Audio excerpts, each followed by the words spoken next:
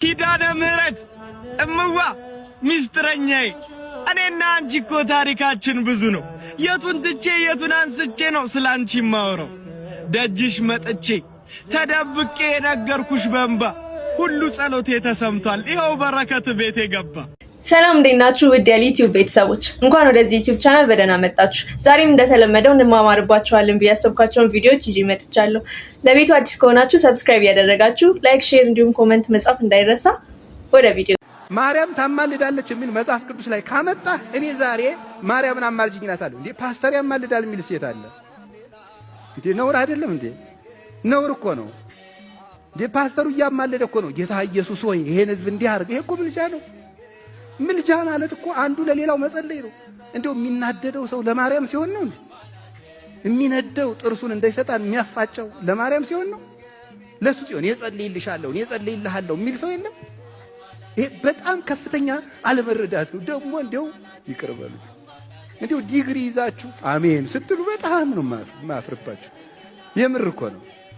ሎጂክ እናውቃለን ስትሉ ደግሞ እናንተም ብሎ እንደው እውነት ከልቤ እንዴ አታስቡም እንዴ? ማሰብ አለባችሁ። ማሰብ ይሄ ከፍተኛ አለመረዳት ነው። እንደዚህ የምንል ስለሚመስላቸው ነው። በሩ እኔ ነኝ ሲል እኛ ማርያም አንድ በር፣ ክርስቶስ አንድ በር፣ ሚካኤል አንድ በር የምንላቸው አይደለም። አንድ በር ነው ያለው፣ እሱም ክርስቶስ ነው። እነዚህ ቅዱሳን ወደ ክርስቶስ በርነት መርተው የሚያደርሱን ናቸው። ምክንያቶቻችን ናቸው። በሩ ክርስቶስ ብቻ ነው። ሌላ ምንም አያስፈልገኝም። እንግዲያማ ክርስቶስ ይስበካ። ሐዋርያት እኮ ወደ ክርስቶስ አድርሰውሃል። ምክንያት ናቸው። እና እንደዚህ ያለ አለመረዳት። አንዲት ሰው አግኝቻት ለምንድን ነው ከኦርቶዶክስ የወጣሽው አልኳት። ኦርቶዶክስ ብዙ አምላክ ስላላት አለ። ማን ያለ እንደዚህ? የለም እንደዚህ የሚል የለም። ስለዚህ ስለማይ ጌታ ምን አለ? ማቴዎስ ወንጌል ምዕራፍ 22 ቁጥር 33 ላይ ስሕትክሙ በኢያእምሮ መጻሕፍት ወኢ ኃይለ እግዚአብሔር፣ መጻሕፍትንና የእግዚአብሔርን ኃይል ስለማታውቁ ትሳሳታላችሁ አላቸው። እና መረዳት ነው። ማርያምን እኮ የምታመልኩት እንደዚህ ነው የሚሉ እንደዚህ ነው የሚሉ ሲል ሰው ምን ማለት ነው ያለብን? እሱ ያንተ ሐሳብ ነው፣ እኛ እንደዚህ አይደለንም ብለን መናገር አለብን። እየሰማችሁኝ ነው? ምንም ተአምር የሰው ልጅ ከእግዚአብሔር ጋር ሳይነጋገር ሶሻል ሚዲያ ውስጥ አይገባባካችሁ። ጸሎት ሳታረግ ስልክህን አትያዝ። የእውነት ህይወታችሁ እንዳይበላሽ የምትፈልጉ ከሆነ ከጸሎት በፊት ስልካችሁን እንዳትነኩ። ለ15 ደቂቃ ማትሞላ ጸሎት እውነቴን ነው የምልህ ቀኑን ሙሉ ሊጠብቅህ የሚገባውን መልአክ ልታገኝ የምትችለውን በረከት ብልሽት የምታደርገው ከጸሎት በፊት ስልክህን በመያዝ እና የእውነት በቃ ራሳችሁን ፈትኑት።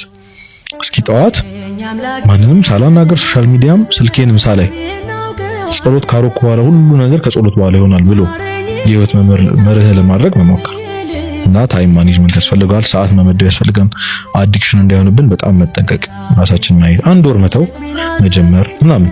ይሄ አለ አይደል አንተ እሱ እየገዛህ እንዳልሆነ እሱን እያመለከው እንዳልሆነ የምታውቀው መተው በመቻል ነው። በነገራችን ላይ እሱ እየገዛህ እንደሆነ እያመለከው እንዳልሆነ የምታውቀው መተው በመቻል ነው። አቅሙ አለ ወይ? ቢመተው አቅሙ አለ ወይ? አዋለኝ አይደለም ይቀላል ነገር ነው ምናምን ዝም ብዬ እኮ እንዳይደበረኝ ብዬ ነው የምትል ከሆነ ቅድም እንዳልኩት አንድ ሳምንት ተሞክረው አንድ ወር ተተ እዚህ ማቆም አንዳንዴ መጀመር ጊዜ መመደብ ምናምን ያስፈልጋል። ፕራይቬሲን መጠበቅ ከምንም ነገር በላይ ፕራይቬሲን መጠበቅ። ይሄ ግል የሆኑ ነገሮቻችን ላለማውጣት መጠንቀቅ። ምንም ቢሆን እግዚአብሔር የሚያውቀው የሸፈነልን ብዙ ነገር አለ። የራሳችንን ገመና ሶሻል ሚዲያ ላይ የምናወጣው ደግሞ እኛ ነን። ስለዚህ ሁሉም ነገር አይወራ፣ ሁሉም ነገር ሼር አይደረግም፣ ሁሉም ነገር አይነገርም። አባቶቻችን እንደዚህ አላስተማሩም። ስለዚህ ከታይም ማኔጅመንት ውጪ ደግሞ ፕራይቬሲን በጣም ፕራይቬሲን መጠበቅ ያስፈልጋል። ህይወትን ነው የሚያመሰቃቀለው። ዛሬ ጉዳቸው ምናቸው ተብሎ ፎታቸውን የሚወጡ ሰዎች ጭንቅላታቸው ልክ ያው ይህ ራስን ካለ መጠበቅ የሚመጣ ነገር። ዛሬ ሰው እያሳደደ ያንተን ውድቀት ነው የሚፈልገው ቢገባ። ከዛ አንተ እንጀራው ነህ የገሌ ጉር ተብሎ ለሱ እንጀራው ነው። ጓደኛ አይራራልህም፣ እመኔ አይራራልህም። ሼር ሲያደርግ ልታገኝ ይችላል። ምንም ማንም ቢሆን አይቆምልህ። ስለዚህ እንኳን አንተ ጌታም በሚወደው ይሁዳ በሚወዳቸው ሐዋርያት በቃ ሸሽተዋል። ማንም ካጠገብ አይቆም። ስለዚህ በጣም ፕራይቬሲን መጠበቅ። በተለይ እህቶቻችን ራሳችሁን ጠብቁ፣ ወንድሞቹን በዛው ልክ ራሳችሁን ጠብቁ ነው የምለውና ሶሻል ሚዲያ ሌላኛው አምላክ ነው። እንግዲህ ላለመገዛት ከእግራችን በታች ለማድረግ በጣም መጣር አለብን። በተለይ ከዛሬ ጀምሮ እንግዲህ በሰማይ ይበስበታል ተብሏል። ይህን መርሃ ግብር ሁሌም ነው ይህንን ማሰብ አለባቸው። እግዚአብሔር ይስጥልኝ። የመጽሐፍ ሪኮሜንዴሽናችን ይቀጥል። በቅርብ የወጣ የቀሲስ መብራቱ ኪሮስ ወደ ጌታ ደስታ መግባት ስለ ሥርዓተ ቅዳሴ ለምዕመናን እንዲሆን ተደርጎ የተዘጋጀ በጣም ድንቅ መጽሐፍ አለ። እሱም ቢያነቡላለሁ። ከዛ በፊት አኮቴተ ቁርባን የሚል መጽሐፍ ነበራቸው ስለዚህ ስለ ቅዳሴ ግን ይሄ ደግሞ ለምዕመናን ነውና የሱን ዓመት በቅዳሴ መግባት እጅግ አስደሳች ነው የሚሆነው። ትርጉሙ እንድትረዳው ያንዳንዷን ነገር አባታችንን ቃለ ሕይወት ያሰማልን፣ የአገልግሎት ዘመናቸውን ይባርክልን። ጥሩ ትምህርት ሰጥተውናል። እንዲሁም ወንድማችን ሶሻል ሚዲያንና ጸሎትን በተመለከተ ጥሩ ትምህርት ሰጥተውናል። እንደተማማርንበት አልጠራጠርም። ወደ ቀጣይ ቪዲዮዎች እንሄዳለን። ዘፋኛው ራሱ ዘፈን በቃኝ ብላ አቁማለች። እናንተ ምንድናችሁ? ባይብሌን የልጅነቴን ባህለት ያደኩበት እኔ ወደዋለው አጽናኙን ባይብሌን እኔ ወደዋለው ጥበቡን እናንብበው አንብቡት እንጫወት ተጫዋቱ። አሁን ምን ይባላል?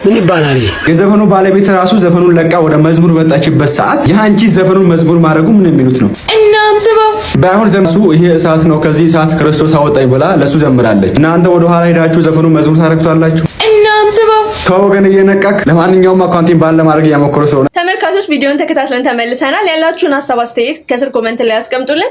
ወደ ቀጣይ ቪዲዮዎቻችን እንሄዳለን። ቀጣይ ቪዲዮአችን የሚሆነው ፕሮቴስታንት ወንድሞቻችን ለመላእክት ለምን ትሰግዳላችሁ ብለው ብዙ ጊዜ ጥያቄ ያነሳሉ። ለዛም ጥያቄ መልስ ይሆናል ብዬ ያሰብኩትን አንድ ቪዲዮ ይዤ መጥቻለሁ። ተከታትለን እንመለስ። መጽሐፍ ቅዱስ ላይ ለመላእክት 7 ጊዜ ተሰግዷል። 7 ቦታዎች ላይ 7 የተለያዩ ሰዎች ሰግደዋል። ለምሳሌ ኦሪት ዘኍልቍ ምዕራፍ 22 ላይ የተጻፈውን ብናይ በለዓም የተባለ ነቢይ እንግዲህ ታላቅ ነቢይ ነው። የራሱ ስህተቶችና ድክመቶች ቢኖሩትም ግን መንፈሰ እግዚአብሔር ያደረበት ነቢይ ነው። ስለ ክርስቶስ መምጣት አየዋለሁ፣ አሁን ግን አይደለም፣ እመለከተዋለሁ፣ በቅርብ ግን አይደለም፣ ከያዕቆብ ኮከብ ይወጣል ብሎ የተናገረው ነቢይ ማለት ነው። ይህ ነቢይ የእግዚአብሔር መልአክ በፊቱ የተመዘዘ ሰይፍ ይዞ ቆሞ ባየ ጊዜ በግንባሩ ወድቆ ሰገደ ይላል። መጀመሪያ እንደውም አይኑም ከፈተለት እግዚአብሔር ይላል። በነገራችን ላይ ለመላእክት ለመስገድ አይን ሊበራ ይገባል። ራሱ በመልአኩ ፊት ሰገደ ይላል። በለዓም አስጀመረው። ኦሪት ከዛው ከ7ቱ ብሔረ ኦሪት መጽሐፍት ሳንወጣ ማለት ነው 8ቱ ብሔረ ኦሪት ውስጥ ሳንወጣ መጽሐፈ ኢያሱ ወይም ኦሪት ዘኢያሱ ምንለው ማለት ነው ምዕራፍ 5 ላይ ኢያሱ ውጊያ ላይ ያለ አንድ ጸጉረ ልውጥ ወታደር አየ። ከዛ ማነህ አንተ ከኛ ወገን ነው እስከ ጠላቶቻችን ወገን ነህ አለው። አይ እኔ እግዚአብሔር ሰራዊት አለቃው መጥቻለሁ አለው ይላል። እግዚአብሔር ሰራዊት አለቃ ቅዱስ ሚካኤል ነው፣ ከመላእክት አንዱ ነው የመጣው ማለት። ስለዚህ በግንባሩ ወድቆ ተደፋ እና ጌታዬ ለባሪያው የሚነግረው ምንድነው አለው ይላል። ምን አለው መልአኩ? በቆምክባት ስፍራ የተቀደሰች ናትና ጫማን ከእግር አውልቅ አለው ይላል። ስለዚህ ለኢያሱ ለመልአኩ ሰግዷል። ዳዊት ማነው የሶምሶን ወላጆች ማኑሄና የኛ ትርጓሜ አንትኮዬ ይላታል ናት ይሆን ሁለቱ ባልና ሚስት መልአኩን ጠየቁት። ነገር በደረሰ ጊዜ እንድናከብር ስም ማን ነው አሉት። ስሜ ድንቅ ነው አላቸው የእግዚአብሔር መልአክ። ከዛ በመሰዊያው መሃል አረገ፣ በግንባራቸው ተደፍተው ሰገዱ ይላል። ዳዊትና የእስራኤል ሽማግሌዎች በእስራኤል በሰማይና በኢየሩሳሌም መካከል የተመዘዘ ሰይፍ የያዘ መልአክ ቆሞ አዩ፣ በግንባራቸው ተደፉና ሰገዱ ይላል። እንግዲህ ምን እናድርጋቸው? እነዚህን ጥቅሶች መቼስ ለቅመን አናወጣቸው። ለመላእክት በአጠቃላይ 9 ጊዜ ተሰግዷል። 7 ተሰግዷል ያልኩበት ምክንያት የመጨረሻዎቹ 2 ቦታዎች ላይ የተሰገደለት መልአክ ስግደቱን ሲቃወም ስላየን ነው፣ ወይም ሲያስተባብል ስላየን ነው። ይኸውም በዮሐንስ ራእይ ምዕራፍ 19 ከቁጥር 10 ላይ እና ምዕራፍ 22 ላይ የዮሐንስ ራእይ ጸሐፊ ቅዱስ ዮሐንስ ወንጌላዊ ማለት ነው ያደረገው ነገር ነው። ይህንን ባየውን ጊዜ ራእዩን ባሳየኝ በመልአኩ እግር ፊት እሰግድ ዘንድ ተደፋው። እርሱም እንዳታደርገው ተጠንቀቅ፣ ከአንተ ጋር የኢየሱስ ምስክር ካላቸው ከወንድሞችህ ጋር አብሬ ባሪያ ነኝ፣ ለእግዚአብሔር ስገድ አለኝ ይላል። በድጋሚ በዮሐንስ ራእይ ምዕራፍ 22 ላይ በመጨረሻው ምዕራፍ ላይ በድጋሚ እኔ ዮሐንስ ይህን ባሳየኝ በመልአኩ እግር ፊት እሰግድ ዘንድ ተደፋው፣ እርሱም እንዳታደርገው ተጠንቀቅ፣ ከአንተ ጋር የኢየሱስ ምስክር ካላቸው ከወንድሞች ጋር ከነቢያትም ጋር የዚህን መጽሐፍ ቃል ከሚጠብቁት ጋር አብሬ ባሪያ ነኝ አለኝ፣ ለእግዚአብሔር ስገድ አለኝ ይላል። ስለዚህ ቅዱስ ዮሐንስ በዮሐንስ ራእይ ላይ 2 ጊዜ ለእግዚአብሔር መልአክ ሰግዷል ማለት ነው። በሰገደ ጊዜ ግን መልአኩ ተቃውሞታል። ለምን ተቃወመው፣ እንዴት ተቃወመው የሚለውም ማብራራት በጣም ያስፈልጋል። አንዳንድ ሰዎች በቃ ይሄው 2 ቦታ ያውም ዮሐንስ ራእይ ላይ 2 መልአኩ እንዳትሰግድልኝ ብሎታል፣ ስለዚህ አንሰግድም ብለው ይደመድማሉ። በመጀመሪያ እነዛን 7 ጥቅሶች ታዲያ የት እናስቀምጣቸው? ማለት መጽሐፍ ቅዱስ ላይ ነው የተጻፉት። መቼስ መጽሐፍ ቅዱስ አንድ መጽሐፍ ነው። መጽሐፍ ቅዱስ አንድ መጽሐፍ ነው። እግዚአብሔርም አንድ አምላክ ነው። በብሉይ የነበረውና በሐዲስ ኪዳን የነበረው እግዚአብሔር ሊለያይ አይችልም። ዮሐንስ ለምንድን ነው የሰገደው እና መልአኩስ ለምንድን ነው የተቃወመው የሚለውን ማብራራት በጣም ያስፈልጋል። በመጀመሪያ ወደ ሌላ ጉዳይ ከመግባታችን በፊት ዮሐንስ ለመልአኩ ለምን ሰገደለት የሚለውን ማንሳት አለብን። ምክንያቱም ዮሐንስ ተራ ሰው አይደለም። ከ12ቱ የጌታ ሐዋርያት መካከል አንዱ ነው። መድኃኒታችን ኢየሱስ ክርስቶስ 3 ዓመት አስተምሮታል። እንዴት 3 ዓመት ከክርስቶስ ተምሮ ለመላእክት ስግደት እንደሚገባና እንደማይገባ ሳያውቅ ተሳስቶ እንዴት ሊሰግድ ይችላል? አንዴ አይደለም የሰገደው፣ በነገራችን ላይ 2 ጊዜ ነው የሰገደው። እንዴት 2 ይሰግዳል? አልገባውም ወይ? 3 ዓመት የጌታ ትምህርት፣ የ3 ዓመት ትምህርት ባይገባው እንኳን ያልገባቸው ነገር ሁሉ እንዲገለጽላቸው በ50ኛው ቀን መንፈስ ቅዱስን ላከላቸው፣ እሱ ሁሉን ያስተምራቸዋል ተብሏል። ስለዚህ ዮሐንስ ከጌታ የተማረ መንፈስ ቅዱስ ይወረደለን ነው። ከ12ቱ ሐዋርያት ደግሞ 3 የምስጢር ሐዋርያት አሉ፣ ለጌታ ቅርብ የነበሩ። ከነዚህ አንዱ ዮሐንስ ነው። ከ12ቱም ደግሞ አንድ ደግሞ ጌታ የወደው የነበረ ሐዋርያ ዮሐንስ ነው። ጌታ ምስጢር የሚነግረው ወደ ደረቱ እየተጠጋ የሚጠይቀው እስከ መስቀል ድረስ የተከተለው ሐዋርያ ነው። እና ቅዱስ ዮሐንስ እንዴት ይህንን አያውቅ? ለመላእክት ስግደት ይገባል፣ እንዴት እንዲህ አይነት ኤክሰለንት ሚስቴክ ይሰራል? ማለት በጣም ቀላል የሆነ ነገር ለመላእክት መስገድ አምልኮ ከሆነ ወይም ከእግዚአብሔር ውጭ የሆነ አምልኮ ከሆነ እንዴት ይህንን አያውቅም? እንዴት ተሳስቶ ይሰግዳል? ስለ ዮሐንስ እኮ ነው እያወራን ያለን። የዮሐንስ ወንጌልን ስለጻፈው ዮሐንስ በመጀመሪያ ቃል ነበረ፣ ቃልም በእግዚአብሔር ዘንድ ነበረ፣ ቃልም እግዚአብሔር ነበረ ብሎ ስለ ቅድምናው ቅድመ ዓለም እግዚአብሔር ስለነበረበት አኗኗር ነገረ መለኮትን የመረመረ በሐዲስ ኪዳን ጽፎ ከዘፍጥረት የቀደመውን ለመጻፍ የሞከረ ማለት ነው። ከመጀመሪያው መጀመሪያ የቀደመውን መጀመሪያ የሌለውን መጀመሪያ የእግዚአብሔርን አኗኗር የጻፈ ነው። እንደውም አባቶቻችን በዚህ ቦታ ላይ የሚተርኩት ታሪክ አለ። ዮሐንስ በደሴት ላይ ቁጭ ብሎ ነበር ይህን ዮሐንስ ወንጌል የሚጽፈውና ድንገት ዋሻውን በመብረቅ ተሰነጠቀና ሲያይ የእግዚአብሔር መልአክ በእንቁላል ቅርፊት ውሃ እየቀዳ ሲደፋ ተመለከተ የሚል ታሪክ ሁሉ አለ። እና እንዴት በእንቁላል ቅርፊት ውሃ ለማፍሰስ ትሞክራለህ ሲለው ባህሩን ላደርቅ ነው አለው። ባህር እንዴት በእንቁላል ቅርፊት ይዘለቃል ሲለው አንተ አላህ አይደለ የመለኮትን ምስጢር ልጽፍ የጀመርከው አለው። እና ይህንን ተግሳጽ ሆኖት እውነቱን ነው ብሎ ስለ መለኮት መጽሐፉን አቁሞ ከእግዚአብሔር የተላከ ስሙ ዮሐንስ የሚባል አንድ ሰው ነበር ብሎ ስለ መጥምቁ ዮሐንስ መጽሐፍ ቀጠለ፣ አቆመው እንጂ አልጨረሰውም ይላል። ይህንን ታሪክ ለዮሐንስ ነው የኛ ቤተክርስቲያን የምትተርከው። አንዳንዶች ሴንት ኦግስቲን ነው ይሄ ነገር የገጠመው ብለው ጽፈዋል። እሺ ይሄም አይሁን፣ ግን የዮሐንስ ወንጌል ቀላል ወንጌል አይደለም። በጣም ቴዎሎጂካል ጎስፕል ነው የሚባለው፣ ዘቴዎሎጂያን ነው የሚባለው። ዮሐንስ ወንጌላዊ ነባቤ መለኮት ነው የሚባለው። የመለኮት ምስጢር እያየ ነው። ይህ ዮሐንስ ራእይን የጻፈው እሱ ነው። ሰማይ ተከፍቶ እየታየው የጻፈው ሰው ክርስቶስን ካረገ በኋላ ያገኘው እኮ ዮሐንስ ነው። ክርስቶስን ካረገ በኋላ ከደረቱ ያስጠጋው ጌታ በፊቱ እንደ ፀሐይ ያበራ በግርማ ሲመጣ አይኖቹ እንደ እሳት አሎሎ ነበሩ። ከእግሩ ስር ተደፋው። ተመልካቾች ዲያቆን ሄኖክ ጥሩ ትምህርት እንደሰጠን አልጠራጠርም። በመላእክት ዙሪያ ጥሩ ትምህርትን ሰጥቶናል፣ እንደተማማርንበት አልጠራጠርም። እናንተስ በዚህ ጉዳይ ምን ትላላችሁ? ሀሳብ አስተያየቶቻችሁን ኮመንት ላይ ያስቀምጡልኝ። ወደ ቀጣይ ቪዲዮ እንሄዳለን። እኛ የመጣ ነው ከማርያም ከሚካኤል ጋር ጸብ ኖሮ ነው። ሰዎች ናቸው ሊያጣሉን የሚሞክሩት። ከማርያም ጋር ለማጣላት ያልሞከሩት ሙከራ የለም። ኦኬ ክርስቲያኖች ፕሮቴስታንቶችን ከማርያም ጋር ለማጣላት የምንሞክርበት ምንም ምክንያት አይኖረንም። ባይሆን ግን ከማርያም ጋር እንደተጣላችሁ ወይም ደግሞ አብዛኛው ፕሮቴስታንት ወንድሞቻችን በማወቅም ሆነ ባለማወቅ የማርያም ጠላት ሆኖ እንደተቀመጡ ግን ማሳየት እንችላለን። ይህንን ለማሳየት አንድ ነገር እንመልከት። ፕሮቴስታንቶች ለራሳቸው ያሳተሙት መጽሐፍ ቅዱስ አላቸው። አዲስ መደበኛ ትርጉም ይባላል እና እዚህ አዲስ መደበኛ ትርጉም ላይ ህዳጉ ላይ ማብራሪያ ነገር አስቀምጠዋል እና ከማብራሪያው ላይ አንዲት ነገር እንመለከትና የተወሰነ ነገሮችን ለማየት እንሞክራለን ማለት ነው። ሉቃስ ወንጌል ምዕራፍ 8 ቁጥር 19 ላይ እንዲህ የሚል ቃል አለ። እናቱና ወንድሞቹም ወደ እርሱ መጡ፣ ወደ ጌታ ማለት ነው። ከህዝቡም ብዛት የተነሳ ሊያገኙት አልተቻላቸውም የሚለውን ቃል የአዲስ መደበኛ ትርጉም ሲያብራራ ህዳጉ ላይ እንዲህ ይላል። ስክሪናችሁ ላይ ተመልከቱ። በቀይ ማርክ ያረኩበትን 8:19 ይልና የኢየሱስ እናትና ወንድሞቹ መጡ ይልና ወደ ኢየሱስ የመጡበት ዓላማ ይላል። እሺ ማርቆስ ላይ እንደዚህ ተገልጿል ካለ በኋላ ይኸውም አብዷል በማለት ካለበት አስቸጋሪ ሁኔታ ነፃ እንዲሆን ፈልገው ሳይሆን አይቀርም ይላሉ እና ግምታቸውን ነው ኖርማሊ ያስቀመጡት። ኦኬ እንደው አብዷል ብለው ሳያስቡ አይቀርምና ነፃ እንዲወጣ ከዛ ሁኔታ ነፃ እንዲወጣ ሳይሆን አይቀርም አይነት ነገር ሰው ማንን እናቱ ማርያምን እና ወንድሞቹን ጌታ ኢየሱስ በምድር ላይ ያለ አብዷል ብለው ያስቡ ነበር፣ ማርያምም ጭምር ማለት ነው።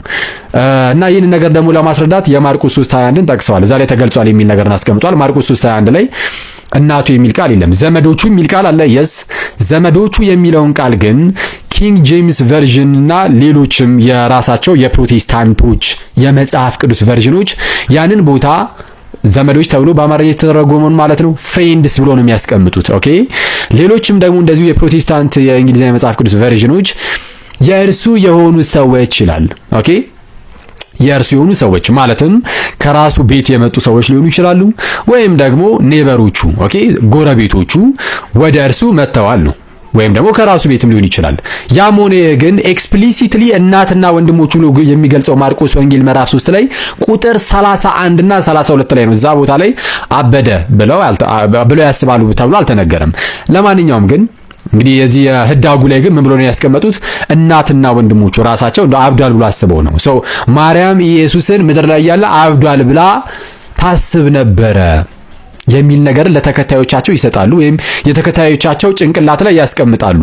ምናልባት እንዲህ ብሎ የተናገሩት ነጠለው ስለ ወንድሞቹ ወይም ደግሞ ወንድሞቹ ተብሎ ስለተነገረላቸው ሰዎች ቢሆን ያን ላያስገርመን ይችላል። ለምንድን ነው የማያስገርመን? አትሊስት መጽሐፍ ቅዱስ ወንድሞቹ ተብሎ ስለተጠሩት ስለነዚህ ሰዎች ነጥሎ ወንድሞቹ ብቻ ብሎ ሲናገር ዮሐንስ ወንጌል ምዕራፍ 7 ቁጥር 5 ላይ ወንድሞቹም አላመኑበትም ነበረ ይላል። ኦኬ ወንድሞቹ ምን አላመኑበትም ነበረ። አትሊስት እነሱ አላመኑበትም ነበረ የሚል ቃል ስለተጻፈላቸው ኦኬ ይሄ ነገር ወንድሞቹን ሊመለከት ይችላል ተብሎ ቢነገር ያን አያስገርምም። ስለ እናቱ ግን መጽሐፍ ቅዱስ አሁንም ስለሷ ለይቶ ነጥሎ ግን ስለሷ ሲናገር ግን ምን ይላል?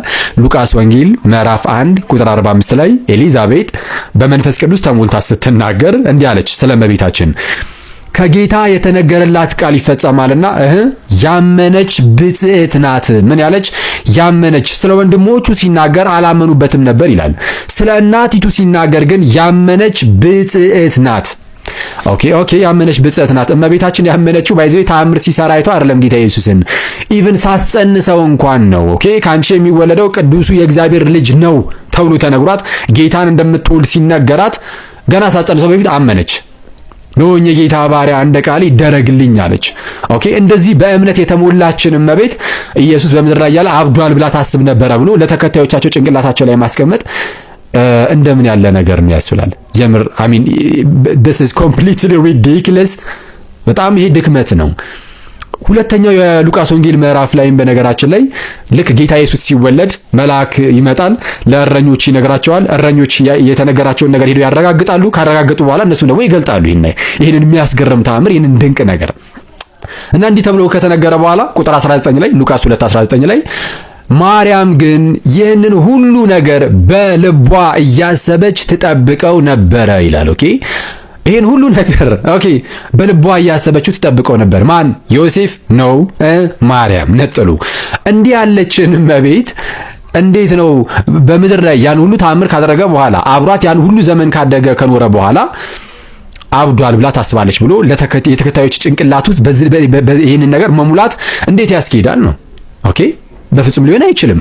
ሉቃስ ወንጌል ምዕራፍ 2 ቁጥር 19 ላይ ብቻ አይደለም ባይዚ ቁጥር 51 ላይም ይታዘዝላቸው ነበረ ካለ በኋላ ኦኬ ጌታ ኢየሱስ ለዮሴፍና ለማርያም ይታዘዝላቸው ነበረ ይልና እናቱም ይህንን ሁሉ በልቧ ተጠብቀው ነበረ ይላል። አባቱ አላለም፣ ዮሴፍ አላለም። ግን ስለ እናቱ ሲናገር ግን ልክ ደጋግሞ በልቧ የታስበው ነበር፣ እያሰበች ተጠብቀው ነበር እያለ ሲነግረን እናያለን። ሰው እንዲህ ያለች እናት ምንድነው በምድር ላይ ያለ ኢየሱስ አብዷል ብላ ታስብ ነበረ። how in the world እንዴት ሆኖ በጌታ እና ጭራሽ የማይመስል ነገር ነው። ሰው ስለ ወንድሞቹ ሲናገር አትሊስት እንዳልኳችሁ አላመኑበትም ነበረ ስለሚል ስለነሱ ቢነገር ነጥለው ስለ ወንድሞቹ ቢናገሩ ያን ያህል ሊያስገርመን ይችላል። ስለ እናቲቱ ግን መጽሐፍ የሚለው ነገር አለ ነው። ኦኬ መጽሐፍ የሚለው ድንቅ ነገር ነው። ሶ ምንድነው ስለ እመቤታችን በዚህ መልኩ ለነዚህ ለፕሮቴስታንት ተከታዮቻቸው በዚህ መልኩ ጭንቅላታቸው ውስጥ ይህን ነገር ካስቀመጡ አስቡት። አሁን ጭንቅላታቸው ውስጥ ያለው ስለ ማርያም ምን የሚለው ምድር ላይ ያለኮ ኢየሱስን አብዷል ብላ ታስብ ነበረ ማርያም የሚል ነገር ነው ጭንቅላታቸው ውስጥ ያለው እና ይህን በእንደዚህ አይነት ነገር የተሞላ ጭንቅላት ይዘው ይመጡና እመቤታችንን ስታከብሯት ምናምን ሲሰሙ ኦኬ እናንተ ጣዖት አምላኪዎች ነው የሚሏችሁ ከአንዳንድ ሳያስቡት የማርያም ጠላት ሆነው ይቀመጣሉ። እመቤታችን በነገራችን ላይ ከዛሬ ጀምሮ ትውልድ ሁሉ ብጽዕት ይሉኛል ብላለች አይደል? ኤልሳቤጥ ብቻ አይደለችም ማለት ነው። ኤልሳቤጥ ትመጣና የጌታዬ እናት ወደ እኔ ትመጣ ዘንድ እንዴት ይሆንልኛል? ኦኬ አንቺ ከሴቶች መካከል የተባረክሽ ነሽ፣ የማህፀንሽን ፍሬ የተባረከ ነው። ከዓለም ለይታ ማንን እናቲቱንና ልጁን የማህፀኗ ፍሬ የሆነውን ኢየሱስን የተባረካችሁ ብላ ትገልጻለች። ከጌታ የተነገረላት ቃል ይፈጸማልና ያመነች ብጽዕት ናት እያለች ታመሰግናለች። ይህ ነገር ግን በኤልሳቤጥ ላይ ብቻ የሚቆም አይደለም፣ ለቀጣዩ ትውልድ ሁሉም የሚተላለፍ ነውና እመቤታችን ምን አለች? እነሆ ከዛሬ ጀምሮ ትውልድ ሁሉ ብጽዕት ይሉኛል። ኤልሳቤጥ አንቺ ብቻ አይደለሽም፣ ትውልድ ሁሉ ይለኛል። ከትውልዱ ተቆጥረን እመቤታችንን በዚህ መልኩ ስናመሰግን ለፕሮቴስታንቶች ይህ ምንድነው? ጣዖት አምልኮ ነው። ሳያስቡት የማርያም ጠላት ሆኖ ተቀመጡ ማለት ነው። ምክንያቱም እንዳሳየዋችሁ የራሳቸው የመጽሐፍ ቅዱስ ህትመታቸው ላይ ሳይቀር ማርያም ኢየሱስን አብዷል እብድ ነው ብላ ታስብ ነበረ ብለው እንደዚህ አይነት ነገር ጭንቅላታቸው ስለሚሰገስጉባቸው ማለት ነው። በህትመታቸው ደረጃ እንዲህ ብለው የሚያስቀምጡ ከሆነ መጽሐፍ ቅዱስ ህትመት ማብራሪያቸው ላይ እንዲህ ብለው የሚያስቀምጡ ከሆነ በየአዳራሾቻቸው በየቸርቾቻቸው ቸርች ብለን እንጥራውና እዛ ውስጥ ደግሞ ምን ብለው ይሆን የሚነግሯቸው ስለ ማርያም በጌታ እና ከባድ ነው። በነገራችን ላይ እዚህ የመጽሐፍ ቅዱስ ህትም ላይ ወንድሞቹ ተብሎ ስለተገለጹትም ሲናገር የቤተ ክርስቲያን አባቶች የተለያየ እይታ አላቸው ይልና የስጋ ወንድሞቹ ከማርያም የተወለዱ ናቸው አይነት ነገር ብሎ ያስቀምጥና ለዚህ ደግሞ የሚጠቅሰው የክርስቲያን አባት ማንም ቢሆን ጥሩ ነው። ሄልቪዲዩስ የክርስቲያን አባት አይደለም። በክርስቲያን ውስጥ ተነስቶ የሚያውቅ አንድ መናፍቅ ነው። ኦኬ ሐሰተኛ አስተማሪ ነው። ለሱም ደግሞ እነ ጄሩ መልስ መልሰውለታል አጊንስ ሄልቪዲዩስ በሚል መጽሐፋቸው ላይ እና ለማንኛውም ሳያስቡት አብዛኞቹ ፕሮቴስታንት ወንድሞቻችን የማርያም ጠላቶች ሆነው እንደተቀመጡ አመላካች ነው ያስባሉ።